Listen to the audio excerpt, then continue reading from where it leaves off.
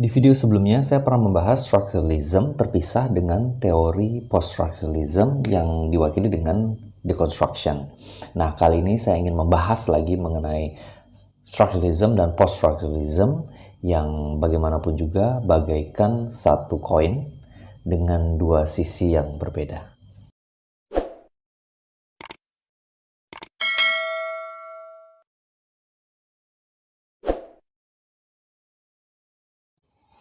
Hi everybody, welcome back to my channel. Kali ini saya akan mengulas kembali mengenai structuralism dan post-structuralism. Khususnya kita akan melakukan pembahasan mengenai cara, metode, dan bagaimana aplikasi kedua teori ini dan tentu saja perbedaannya. Oke, kita lihat di sini structuralism versus post-structuralism. There are two different literary movements. Structuralism proposes the world should be understood through structures, and post-structuralism criticizes the foundation of structuralism. Oke, pada dasarnya memang dua teori ini dimulai dari gerakan structuralism tentunya ya, yang sesuai namanya. Structuralism itu melihat dunia ya itu dari sisi struktur, atau bahwa fenomena termasuk karya sastra itu memiliki struktur tertentu. Sedangkan post-structuralism adalah kelanjutan dari structuralism yang mengkritisi pola pikir atau bisa dikatakan ide dan teori dari structuralism ini. Kita lihat perbedaan mendasar lagi. Structuralism itu adalah a method relying on form and structure to connect literary works through underlying patterns, themes, motifs, etc. Jadi structuralism ini melihat bahwa sebuah karya sastra itu terdiri dari elemen-elemen yang saling berhubungan dan memiliki struktur serta pola tertentu yang tertata sehingga dapat dilihat maknanya. Misalnya tema, motif, dan sebagainya. Sedangkan post-structuralism itu adalah sebagai respons dari structuralism yang menitik beratkan pada free-mindedness atau creativity over categorical organizing. Jadi apapun yang sudah diorganisasikan, yang sudah dibuat terstruktur oleh strukturalisme atau structuralism itu tadi, itu ditentang. Karena menurut post-structuralism, teks dalam hal ini adalah karya sastra, itu tidak memiliki makna yang statis. Meaning evolves and changes over time as the world does. Jadi gambarannya kalau structuralism itu sudah fixed, menentukan makna dari sebuah karya sastra dilihat dari struktur-struktur yang ada dan bagaimana hubungan antara elemen yang satu dengan elemen lain di dalam strukturnya, di dalam karya sastranya. Sedangkan post-structuralism tidak beranggapan seperti itu, bahwa makna itu terus berkembang. Jadi ketika sudah didapatkan satu makna tertentu, bisa saja makna itu akan berubah atau kita dapat menemukan makna baru dari karya sastra tersebut. Sekarang, how do they work with literature? Structuralism is derived from linguistics. It has seen language as a science. Language is made of arbitrary elements where these they don't have any individual meaning. It is through the system that these elements derive meaning. It also focuses on logical deduction, reliable conclusions, and establishing truth. This method believes in system, method, and reason. It is used to show textual unity and compare literary works. Oke, jadi kalau structuralism itu melihat seperti ini. Makna sesuatu itu pasti berhubungan dengan yang lain. Misalnya kita menemukan atau mencoba memaknai kata happiness. Happiness itu tidak bisa berdiri sendiri, karena makna dari happiness itu harus ditentukan oleh makna-makna lain. Misalnya kita tahu happiness karena ada sadness, ya kan?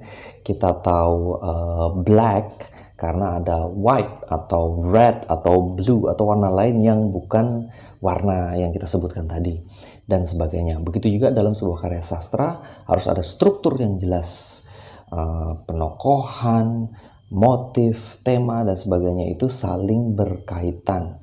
Maka diperlukan pula logical deduction, reliable conclusions, and establishing truth. Jadi truth atau kebenaran atau makna yang ditemukan dalam sebuah karya sastra itu fixed, ya, ditentukan, jelas. merujuk kepada struktur yang ada. Nanti kita akan lihat dalam aplikasinya di dalam sebuah karya sastra atau contohnya ya. Sedangkan tentu saja post-structuralism is rough. Post-structuralism tentu adalah kritik dari structuralism ya. Post-structuralism is derived from philosophy. It focuses on questioning and assuming, yeah, based on the creativity and no type of structure or organization. It believes that in order to understand something, it is necessary to study not only the subject itself, but also the system of knowledge and this can be misinterpreted. Jadi maksudnya kalau ada sebuah makna tertentu, makna itu tidak hanya dipertanyakan apa maknanya, tetapi bagaimana orang bisa memaknainya. Dalam hal ini dipertanyakan lagi yang di belakangnya. Saya kasih contoh, misalnya di dalam sebuah karya sastra ada penggambaran air. Air digambarkan sebagai sesuatu yang tenang namun menghanyutkan. Misalnya itu menyimbolkan tentang penokohan salah satu tokoh. Dia bagaikan air, berarti artinya dia tenang tapi menghanyutkan. Nah, structuralism jelas melihat pemaknaan ini dari misalnya tema, motif, hubungan antar karakter, plot dan sebagainya yang menunjukkan bahwa air ini berarti tenang. Sedangkan post-structuralism akan mempertanyakan bagaimana seseorang atau lingkungan atau sosial atau apapun yang ada di latar belakang dari karya sastra itu yang memaknai bahwa air itu artinya tenang. Jadi benar-benar dipertanyakan, kemudian nanti akan dibuat makna atau interpretasi baru. Di sini dijelaskan, it is used to show this unity and the originality of literary works. There is infinite interpretation and the meaning is not universal. Jadi maknanya memang tidak universal.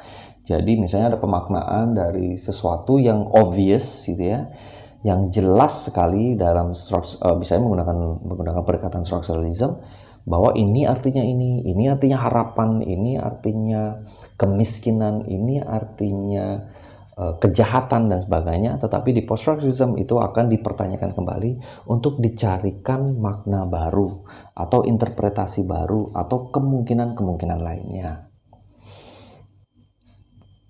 Nah, metodenya seperti ini. Structuralism is all about organization, sets of truth, formula, and binary structures yang kita kenal dengan binary opposition. Definitions are defined simply because one word means something due to the fact that it doesn't mean something else. Misalnya, good is good because it is not bad. Ya kan? Itu jelas sekali dari binary structures-nya, dari binary opposition, bahwa sesuatu itu bisa dibilang baik karena ada yang buruk atau hal-hal yang tidak baik, sesederhana itu. Maka ada struktur. Tetapi post-structuralism doesn't believe in defined meaning since they are infinite and always changing with perspective and with the world constantly evolving. Maka yang dipertanyakan adalah bukan sekedar itu artinya baik, tetapi dipertanyakan lagi, terus baik itu yang seperti apa? Baik itu kemudian dipertanyakan, baiknya dulu dengan baiknya sekarang bisa saja berbeda. Tindakan-tindakan tertentu yang dulu dianggap baik, bermoral, bisa saja sekarang tidak. Atau sebaliknya, yang dulu tidak bermoral, amoral, immoral gitu ya, kemudian dianggap sebuah tindakan yang tidak terpuji, tetapi bisa saja saat ini atau dari perspektif berbeda itu sebaliknya ya, terpuji dan baik. Oleh sebab itu dipertanyakan dari awal struktur yang membentuk pemaknaan itu. Nah, itu perbedaan metode antara structuralism dan post-structuralism. Ini contoh yang konkret saya coba ya. Ini adalah satu line dari sebuah drama yang terkenal, Raising the Sun, oleh Lorraine Hansberry, di mana Walter salah satu tokoh utama, sang suami. Jadi untuk background nanti silahkan dibaca, teman-teman cari backgroundnya saja, informasi yang lebih jauh dan beberapa mungkin sudah belajar di kelas ya tentang Raising the Sun. Tapi intinya adalah drama mengenai kehidupan orang kulit hitam. Kalau nggak salah di tahun 50 atau 60-an ya. Saya pikir ya, maaf kalau salah, nanti dicek lagi. Itu ada kalimat dari Walter mengatakan, damn my ex, damn all the ex that I ever was. Kalimat ini, the backstory-nya seperti ini. Walter ini adalah seorang suami, orang kulit hitam, di sebuah pemukiman yang bisa dikatakan ya pemukiman miskin, padat penduduk, dan orang-orang ditinggali orang-orang kulit hitam, dan banyak dari mereka juga sedikit pendidikannya tidak terlalu tinggi gitu ya. Di sini si Walter itu pagi-pagi menjelaskan bahwa kepada istrinya bahwa dia itu ingin berbisnis. Sedangkan istrinya itu seperti tidak mendukung dengan mengatakan pada dasarnya ya kita ini kan tidak punya darah bisnis gitu ya, bukan seperti white people gitu ya. Jadi ketika Walter itu membicarakan tentang rencana-rencana kedepannya mengenai bisnis, mengenai keuangan dan sebagainya, istrinya mengatakan sudah makan saja telur kamu gitu ya. Makan saja telur kamu. Dari awal juga sudah ditanya kamu mau telurnya diapakan, di orak-arik atau apa gitu. Kemudian karena marah, Walter mengatakan, damn my ex, damn all the ex that ever was. Karena kesannya istri yang tidak mendengar dan hanya mengulang telur saja. Mengenai makanannya itu ya, mengenai sarapannya itu. Untuk dari pola, kita lihat, bila menggunakan pendekatan dari structuralist approach ya, a structuralist would see Walter's sentence has an organized explanation. Jadi melihat dari organisasi atau struktur cerita, pernyataan Walter ini memiliki makna yang seperti ini ya. X stand for the white man. Walter feels that he is being oppressed by white man because he is colored. He doesn't get the same opportunities, values, and chances for a better lifestyle. Every time his wife wants him just to relax, forget about his struggles and stressful dreams by eating the eggs, it reminds him of the oppression. Jadi telur itu menjadi simbol dari orang kulit putih yang menekan dia. Nah, telur ini dari mana? Kenapa bisa seperti itu? Tentu saja menurut analisis struktural, menghubungkan elemen yang satu dengan elemen yang lain sehingga terciptalah makna ini.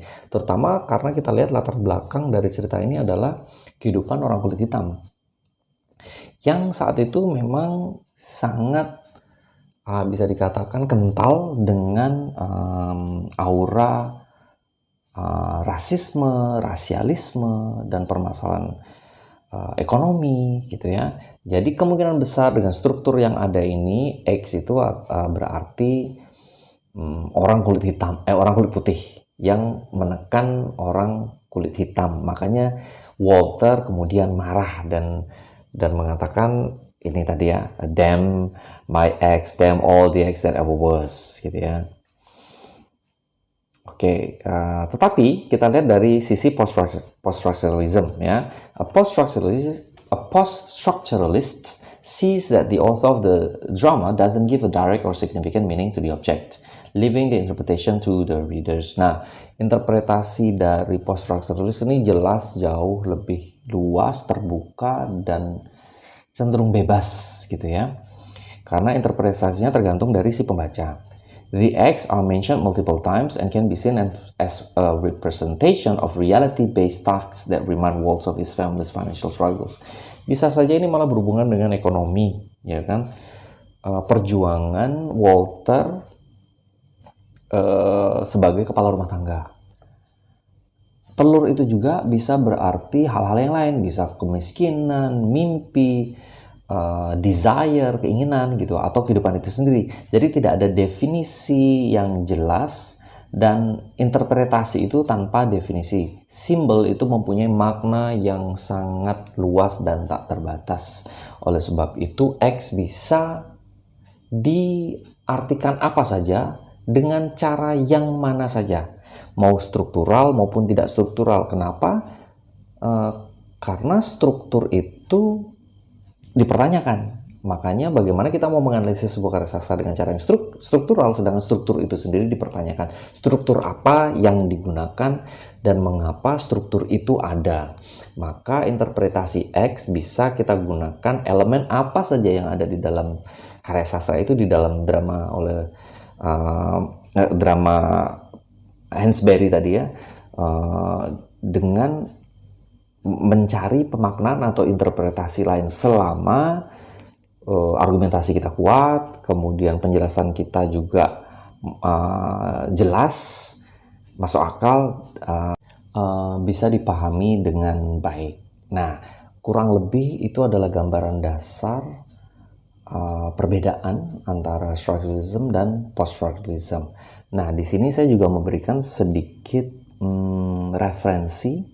Sebenarnya banyak sekali referensinya. Saya memberikan hanya 2 di sini di presentasi, tapi nanti silahkan cek teman-teman di deskripsi, termasuk juga link yang bisa Anda gunakan untuk mendownload filenya. Di sini saya sengaja mengambil ini cukup lama ya, 1991 oleh Richard Harlan, judulnya Superstructuralism. Mungkin kalau penelitian sebaiknya jangan digunakan, tapi untuk pemahaman kita sendiri, saya sengaja mengambil referensi yang langsung membahas atau membandingkan antara structuralism dan post-structuralism. Karena biasanya kita akan butuh sumber yang berbeda, sumber mengenai structuralism sendiri dan post-structuralism sendiri, meskipun di post-structuralism biasanya ada penjelasan tentang structuralism. Tapi ini saya ambil yang membahas dua-duanya. Yang pertama, superstructuralism ini tadi, untuk pemahaman saja ya, dan ini termasuk baru, sukanya Mandal ya. Ini sebuah jurnal artikel, A Study on the Structuralism and Post-Structuralism in Library and Information Science, Library Philosophy dari Library Philosophy and Practice e-Journal. Oke, jadi untuk saat ini saya pikir cukup. Semoga penjelasan saya membantu, karena masih seperti biasa, masih surface saja ya, karena ini berhubungan dengan teori, idea. Tentu saja selalu menuntut kita untuk terus membaca, terus mencoba memahami, mencari kasus-kasus tertentu, dan mengaplikasikannya. Apapun itu, saya harap penjelasan saya ini dapat memberikan insight bagi teman-teman. If you have any question, if you need me to help you to explain some details regarding different literary theories, please leave a comment, and I'll try my best to share and to discuss any theory as far as I can be helpful. Yeah. Okay. Thank you very much, everybody. So see you next time. Stay safe and goodbye.